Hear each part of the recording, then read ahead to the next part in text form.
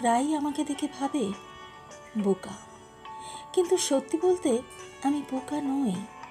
আমি আসলে একটু আলাদা। স্বার্থপরতা আমার স্বভাবে নেই।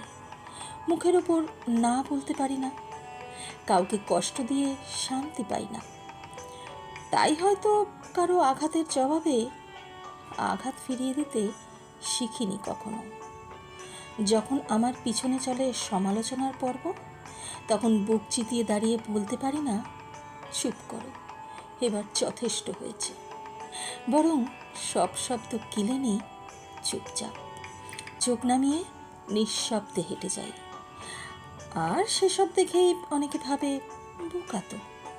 ভাবুক, কেউ কেউ বলে আমি ভীতু, শুধু এই কারণে যে আমি সম্পর্ককে সহজে ভাঙতে পারি না।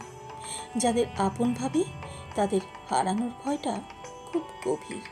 তাই হয়তো একটু বেশি আঁকড়ে ধরি, একটু বেশি ভালোবেসে ফেলি। তাই নীরবতা আমার চোখের জল আনে। আর এ নিয়েও চলে হাসাহাসি। হাসুক। অনেকে আমাকে বলে ব্যাকডেটেড, কারণ আমি এখনও পুরনো সম্পর্ক, অনুভূতির গন্ধ, গভীরতা এসব নিয়েই বাঁচি। নতুনের ছা চকচকে মোহে নয়। আমার শান্তি মিশে আছে সেই পুরনো ধুলোমাখা আন্তরিকতায়। তাতে কে কি বলল কি আসে যায়। হ্যাঁ, আমি বোকা নই, ভীতু বা পেছনে পড়ে থাকা কেউ নই। আমি শুধু একটু অন্যরকম।